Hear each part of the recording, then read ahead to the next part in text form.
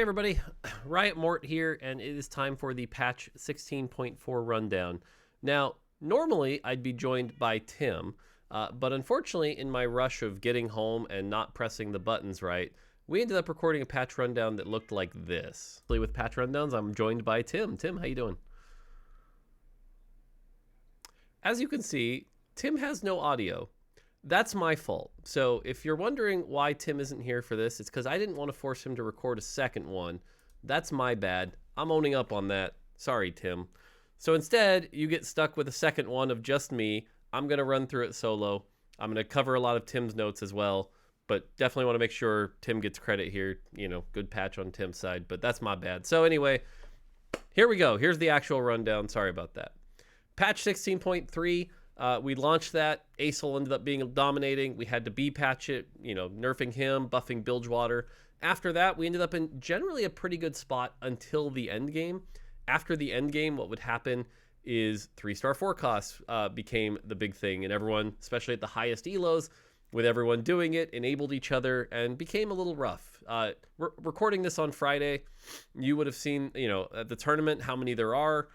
This will be live for you on Sunday, so hopefully that's what you're seeing as well, but not the best. So this patch is going to be mostly buffs and system changes to try to open up diversity and get us away from that everybody 3-starring forecasts and open up more lines.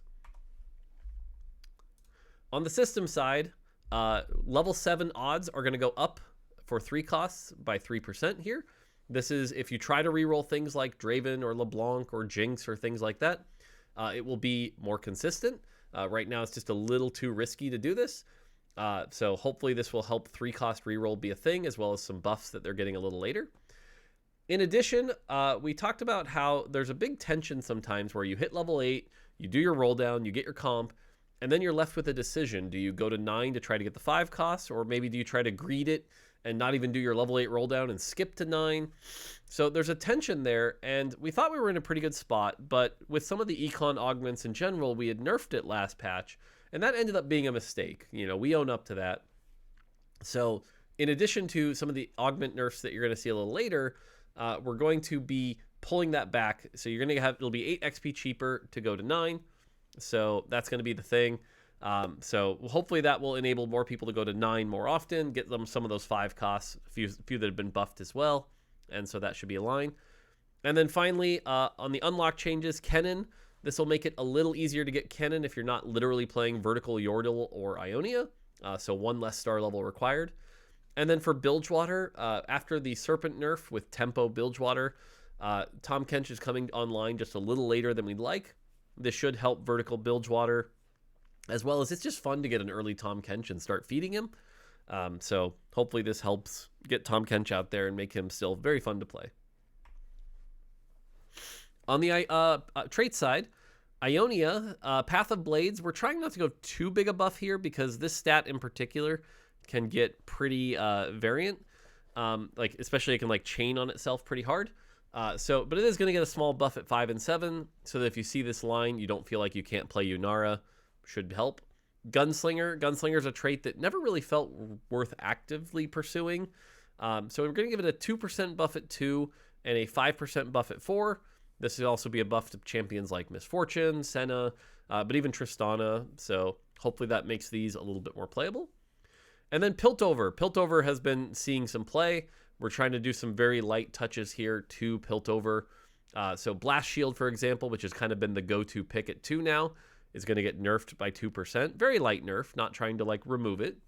Overclock Capacitor will be buffed by 3%, so you'll have more attack speed. Oscillator bonus also buffed by 3%. And then at the 4-piece, Acceleration Gate we buffed, but at the same time we buffed like Orianna. We've seen Seraphine be good with this, and it ended up being a little bit too much of a buff, especially now with Orianna being playable. So we're going to nerf it right back to where it was, 35%. And then at 4-piece, the tank ones have been kind of underperforming. So Gigantification Ray and Kinetic Barrier are going to get buffed just a little bit. Overall, should make for a little bit more balanced Piltover. All right, on the champion side, after the Jhin rework, we're pretty happy that he isn't really required to build Ginsu's, and the gap between Ginsu's and non-Ginsu's Jhin isn't so crazy.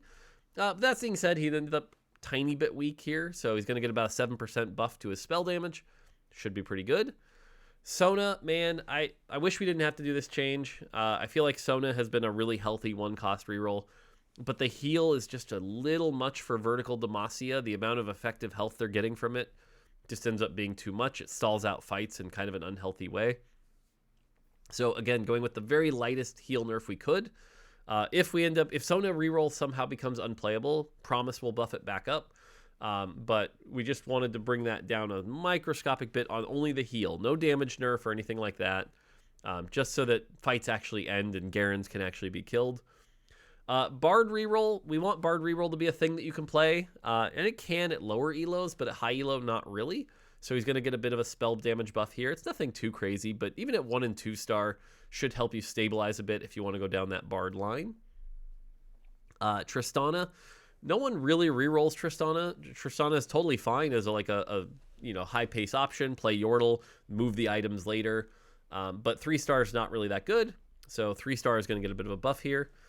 And then Xin Zhao, man, even if you play reroll Yasuo, you don't want this guy, which is not really a great sign. So we're going to buff up his spell heal so he can compete with the other 2-cost tanks. All right, Darius and Jinx. If these two had a competition for the buggiest champions in the set, I'm not sure who'd win. Darius, we found another bug with him, despite fixing one last time, where he would stop casting after executing enemies. So we fixed that bug, which should hopefully help. In addition, we're raising his bleed duration slightly so that he'll have more time to actually get off the execute. But in addition, we don't want that to just be like, here's a ton more free damage, Darius. He actually already does a lot for a tank. So we are nerfing the bleed damage down. So overall, this should be neutral. But again, we don't need to just be like cranking up Darius's damage. Draven, I've talked about it before, where he's like a weird shaped Jinx, where he, ramps up really, really well. So like 20 seconds into the fight, he's scary. But at the start of the fight, he's pretty bad. So we're giving him 5 more base AD. This only affects his auto attacks without the axe. But in addition, he'll be able to do a bunch more damage. So hopefully he'll be a little bit better if you get him out of a box. Gwen, we haven't really seen Gwen be very good in Shadow Isles. A lot of the times you have to rely on Viego to get you to Callista. Shadow Isles is good. It's just Gwen doesn't really serve a purpose in it other than to activate Disruptor. But we want to make sure if Gwen reroll could be a thing, or Gwen carry, and you don't feel bad for itemizing her. So she's going to get a buff to her spell, a pretty chunky buff. And then finally, Jinx. Despite the rework here, what we found with Jinx was as her attack speed would ramp up, it was possible for her to lose attack. So if you ran like Ginsu's Jinx, there'd be some times where it just felt like it wasn't quite attacking as fast as you'd expect. And sure enough, when we looked into it and then fixed the bug, we found it to be about a 30-35% buff just fixing that bug, which obviously we can't ship a 30 to 35% buff to Jinx. That would be insane. So we had to bring her back down. Now, overall, this is meant to be a buff to Jinx. 1 and 2 star are being buffed very slightly. 3 star is being buffed pretty significantly here. So hopefully 3 star Jinx is actually worth considering now. Hopefully all the bugs are finally ironed out. With both Darius and Jinx, if they're still buggy, man, I don't know. But we'll do what we can. You know how it is. Darius in particular, if he's still buggy, we might consider reworking his spell. But overall, this should get some of these 3-cost lines a little bit more playable. All right, Ambessa. Ambessa just never really lived up to compared to like Bel'Veth. Mostly because if Ambessa got stuck on a tank, what did she do? She just cast into a tank over and over. Excuse me, I think I'm getting a cold. So now Ambessa will be able to deal 40% damage to tanks. So this will make her a bit of a tank buster. She won't be as afraid of getting stuck on like a Garen or a Rift Herald. So she should do a lot more damage, much more comparable to someone like Bel'Veth against tanks. That being said, we can't just give that to her and call it a day. Once she starts resetting, she can get pretty out of control. So to compensate, we did have to lower her reset. This is a minor nerf, but it just means you'll never see these crazy like chain kill the whole enemy teams anymore. She might actually have to auto once or twice. Overall, a pretty minor buff. So, all right, Lissandra buff. Now, I know what you're thinking. You're looking at this right now going, didn't we just see Seraphine Lissandra dominate a bunch and be one of the best meta comps? Why are they buffing Lissandra? Are they any good at their jobs? Do they know what they're doing? I promise this will make sense when we get to the bug fixes. TLDR, there's a bug fix with Freljord and Disruptor that was causing things to be stronger than intended that has been fixed. And even when that's true, Lissandra really wasn't pulling her weight, except in literally that line because it was bugged.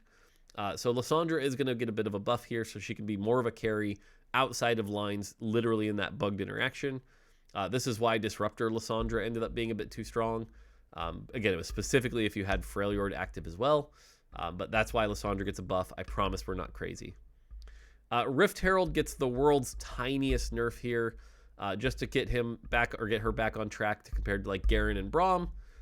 So really tiny nerf here is just to the spell health gain, nothing crazy. And then finally Yunara. Yunara is going to get a bit of a nerf here. This is because, frankly, we missed the localization check-in to do the nerf we want to do. So she'll probably get that nerf next patch. Right now, the attack speed she gains with her spell scales with AP. This is why Titans is very good on her. This is why the Prismatic one, where your front line gives you your back line AD and AP, is really good on her. It gets out of control. And if you ever tried to play Yunara without an AP scaler, she's actually fine, not that great. For now, we do have to balance around that, so she will be balanced around those kind of interactions. So we had to nerf that. Next patch, what you can expect is this number to go back up, but no longer scale with AP, most likely. So calling that out, but for now, she did need a very light touch.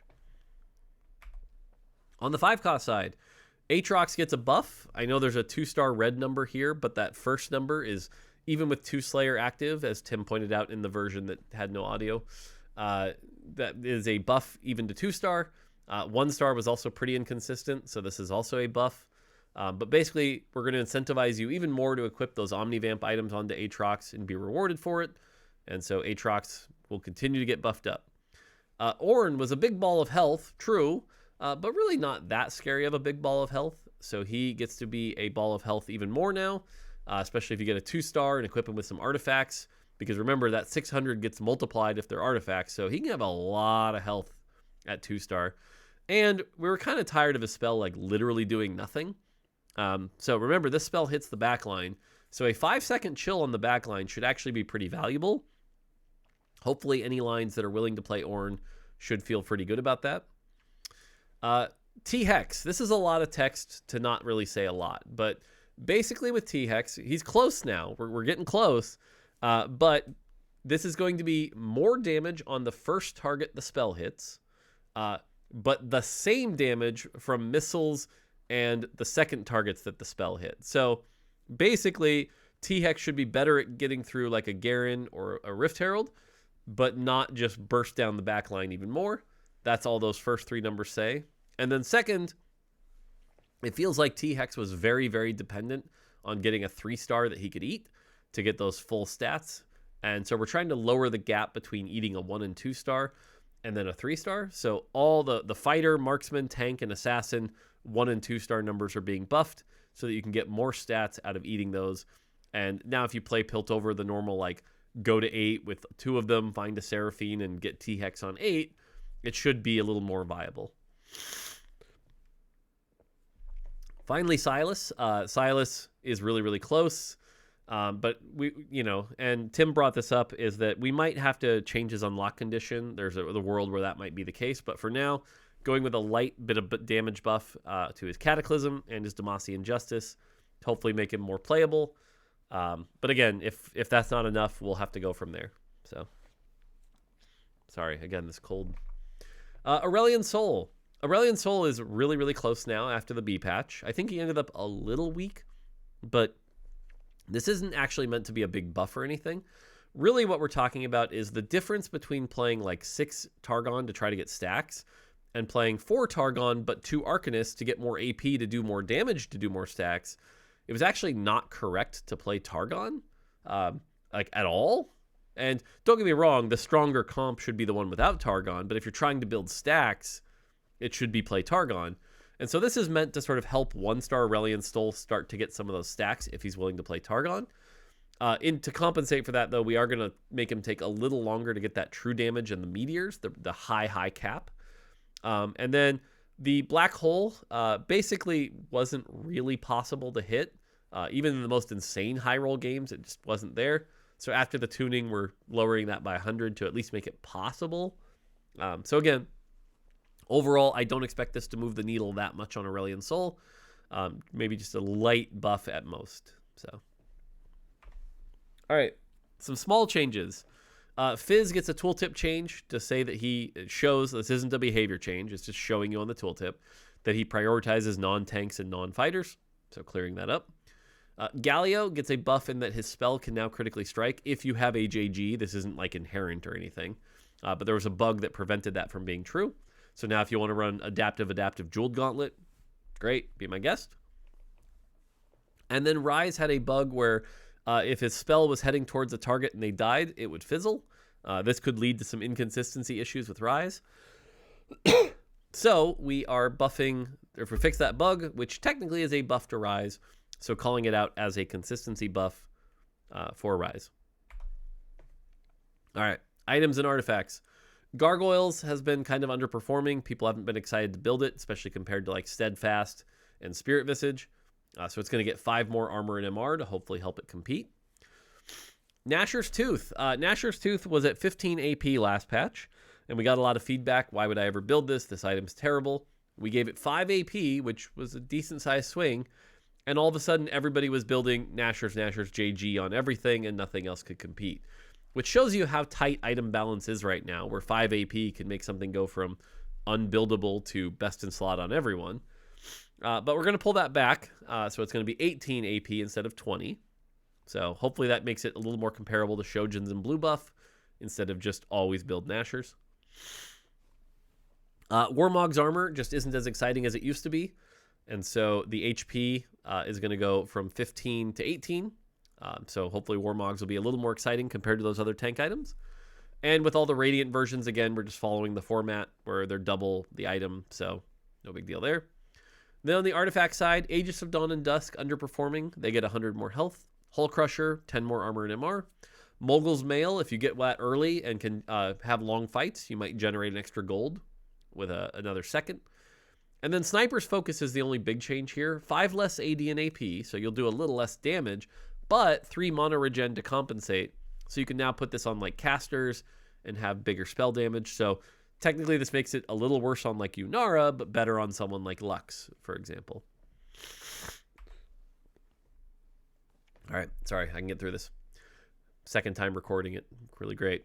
All right, 3 new augments to talk about, or really 2 and 1 brought back. First one is Gilded Steel. This is to celebrate our winner of KO Coliseum.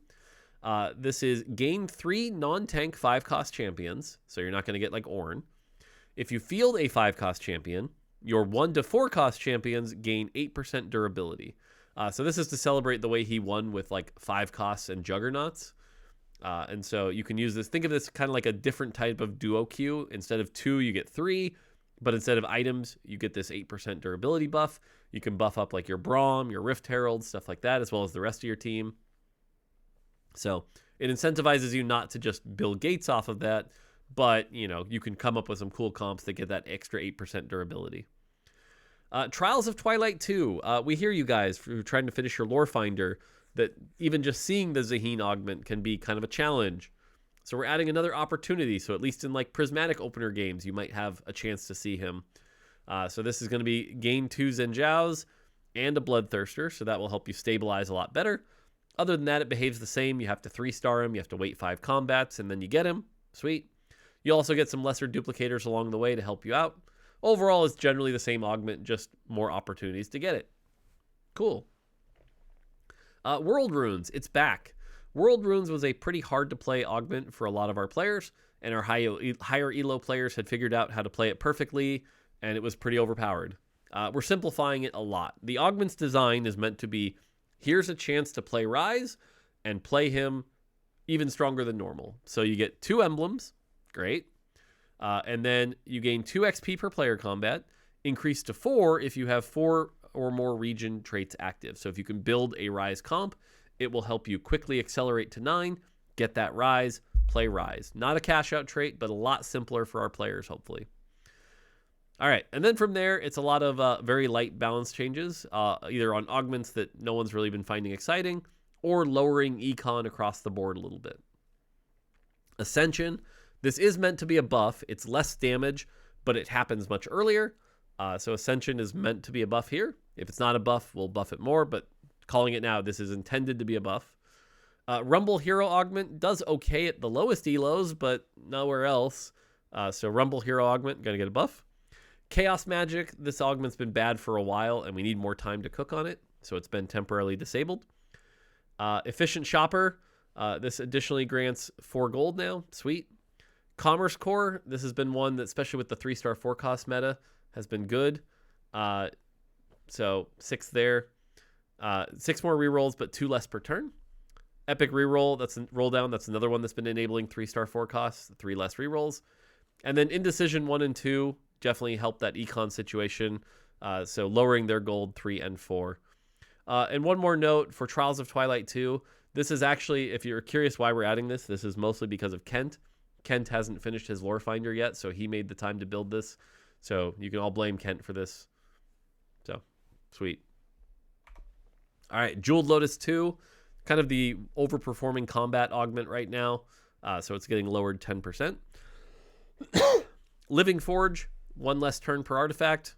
Hopefully this makes this exciting to pick again. Max Build. This one's a pretty big nerf.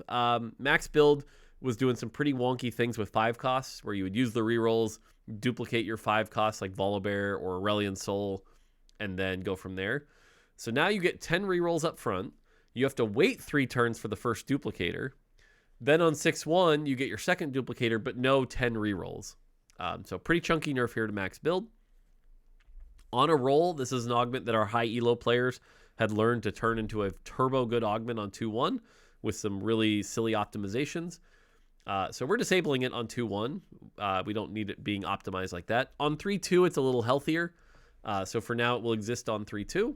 And generally what we see in our stats is if you get it on 3-2, it seems pretty balanced. So leaving that alone. Reinforcement, another example of a strong econ augment. You don't need your carry and 12 gold, lowering that to 5. Right now, Spirit Visage is kind of the best tank item in the game, and this augment propels it even further. So lowering the heal on that. 3/3s, this is another 4/2 econ augment that didn't need that much gold on it, so lowering that by 5. And then Twin Guardians combat augment that hasn't been exciting, gains 10 more armor and Damar. Should be a pretty good silver. All right, bug fixes. The first bug fix is the one that is the most balance affecting here. Fixed a bug where Disruptor's damage amp would be higher than intended with units affected by Freljord's damage amp. So for example, if you had a Seraphine with 2 Disruptor and Freljord, and she was sitting in a Freljord, she was doing more damage than intended. That was the bug. That was also what was causing like Disruptor Lysandra to be too good. So we found that bug. That's been fixed. That's why Lysandra got a compensation buff. But calling it out, this is probably the biggest balance affecting bug fix out there. Beyond that, sorry Leduc, but Bard no longer counts 6 Piltover's Invention as a 3-star unit. Fixed a typo in Sunfire Cape. Fixed a typo in Call to Chaos's Golden Egg reward. Gwyn's Scissors and Salvager no longer reset items that stack. If a champion has multiple Death Blades equipped, the Deadlier Blades augment now correctly gain attack damage on takedown. Now, this only affected the current fight. It would fix itself afterwards, so this isn't that big a bug fix. And then finally, Kaisa and Oriana's unlock conditions corrected in Talker's Trials. So, there you go. And by the way, this rundown was only about 8 minutes shorter without Tim, so second person doesn't add that much more time. It took me a while to run through this, but there you go. There's the bug fixes. And again, from here on out, it's supposed to be smaller patches, things that are like lightly changing. We'll continue to look at augments pretty tightly, things like that. But overall, that's the patch. We're hoping, again, this makes like 3-cost reroll playable, goes us back to like people actually going 9, finding some of those 5 costs, and even some 2-cost rerolls with like Bard and stuff like that. So that's the hope. All right. That's going to do it for me. I'm going to go take some Dayquil and see if I can fight this cold. So, yeah. All right. That's going to do it for me. Until next time, take it easy.